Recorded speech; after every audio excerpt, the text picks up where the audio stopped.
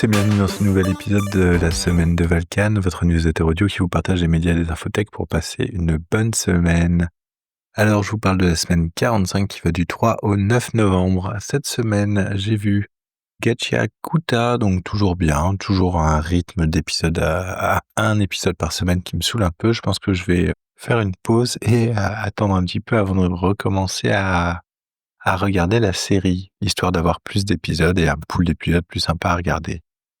Cette semaine, je me suis posé la question, est-ce que je devais pas décliner le podcast en peut-être capsule audio, voire aussi peut-être en newsletter et faire des focus, peut-être reprendre des anciennes sources ou des choses qui pourraient être intéressantes à remettre au goût du jour et à l'honneur, pourquoi j'avais vu ça, pourquoi j'avais bien aimé à l'époque, etc. Donc voilà, j'ai une petite réflexion là-dessus. Cette semaine, sinon, je continue ma lecture de Fisherman. J'avance toujours dans la lecture. On tombe vraiment dans l'horreur cosmique. C'est assez sympa. Donc, on a quelque part un scénario très Lovecraftien où on va avoir des gens qui vont découvrir quelque chose et qui vont en apprendre plus d'histoire en histoire, de en faire apporter sur ce qui s'est passé dans le passé jusqu'à essayer de comprendre un petit peu d'où vient la source pour repasser dans le présent de l'histoire et essayer de voir comment ça les impacte et ce qu'ils peuvent faire pour s'en sortir. Franchement, c'est plutôt pas mal fait et ouais, non, j'aime bien. J'ai écouté aussi Coup Critique, la discussion sur les différentes mécaniques de santé mentale dans les jeux de rôle. Donc c'est un épisode très sympa qui met en lumière des mécaniques très différentes. Alors on part des anciennes mécaniques avec leurs problèmes pour arriver dans le plus moderne, ce qu'elles essayent de faire et de corriger.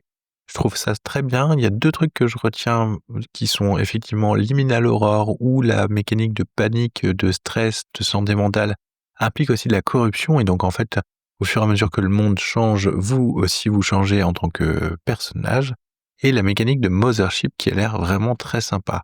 Notamment ces 2 mécaniques-là sont très sympas dans l'idée de ce que je veux faire de mon dredge TTRPG, donc mon dredge en jeu de rôle. Donc je pense que ça pourrait être pas mal. J'ai écouté l'épisode de Datanomad se lancer dans la création de contenu, donc j'aime bien voir en fait, même s'il y a différents thèmes et autres, ce que les créateurs de contenu échangent entre eux, comment ils génèrent leur contenu, comment ils font hein, vraiment leur façon de faire, leur façon de le présenter, etc. Et donc je me suis posé plein de questions là-dessus par rapport à moi, à ma propre création de contenu. Je me suis demandé à un moment, est-ce qu'il faut pas un fil rouge, un pilier? Est-ce qu'il faut pas essayer de découper un petit peu ce pilier, par exemple, pour amener toujours ce fil rouge dans les différents épisodes? Voilà, est-ce qu'il faut pas que j'arrive à me bloquer une demi-journée par semaine pour faire ça? Mais du coup, comment faire, etc. Avec le milieu professionnel? Voilà, c'est pas mal. Et puis bon, il y a pas mal de choses aussi là, comme on parle de data et on parle de technique.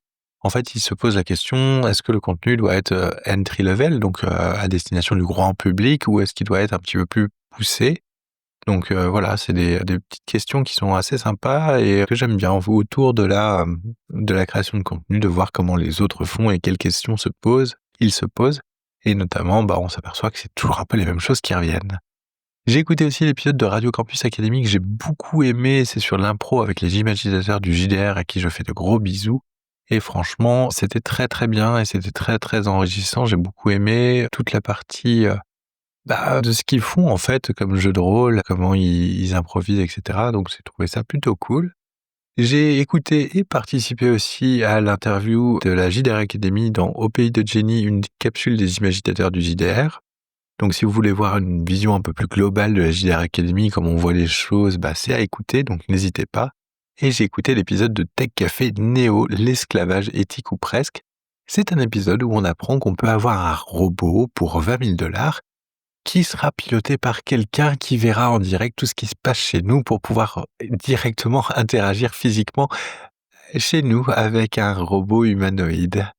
C'est pas du tout flippant. C'est juste, je ne me comprends pas comment les gens ont pu se dire que c'était une bonne idée.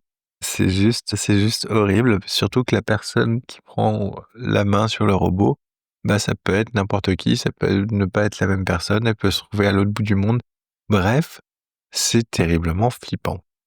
Cette semaine, sinon, j'ai travaillé sur Dredge, mon jeu de rôle. J'en suis à des itérations de versions. J'arrive pas à trouver quelque chose qui me plaît réellement. Je pense qu'au niveau de l'univers, au niveau de la base du monde, j'ai ce qu'il faut. Après, j'essaye peut-être trop de rentrer dans la technicité. Il faudrait que je fasse quelque chose de plus simple et que je lance des tests histoire de voir ce que ça donne. Mais en tout cas, au niveau de l'univers, je suis plutôt content de ce que j'ai réussi à extraire du jeu vidéo pour le caler en jeu de rôle. Sinon, cette semaine, j'ai relancé Dredge et j'adore en fait vraiment ce jeu parce que c'est vraiment un jeu qui me parle beaucoup. Et là, en plus, voilà, vu que j'essaie de créer un jeu de rôle un petit peu dans ce genre d'univers, fallait que je relance.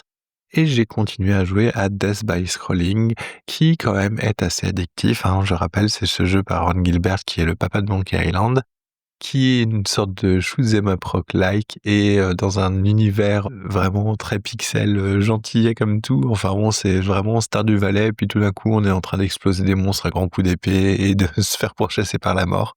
C'est assez comique et franchement, plus on y va, plus il y a quand même des trucs à creuser donc c'est plutôt pas mal. Voilà, ça sera tout pour cette semaine. Ça n'a pas été une grosse, grosse semaine au niveau des, médias, des infothèques et tout ça, mais ça a été une grosse, grosse semaine au niveau du boulot, donc ça explique aussi peut-être, le fait qu'il y ait moins de news, cette semaine. En tout cas, n'hésitez pas à venir interroger avec moi sur Mastodon. N'hésitez pas aussi à partager et à noter le podcast, à lui mettre 5 étoiles sur les différentes plateformes de podcast et à me laisser des commentaires. J'essaierai de les lire et de vous y répondre le plus rapidement possible. Et n'oubliez pas que c'est comme ça que le podcast peut se faire connaître et que du coup, ça peut intéresser plein de gens. Voilà, je vous souhaite une excellente semaine et je vous dis à la semaine prochaine. Allez, salut!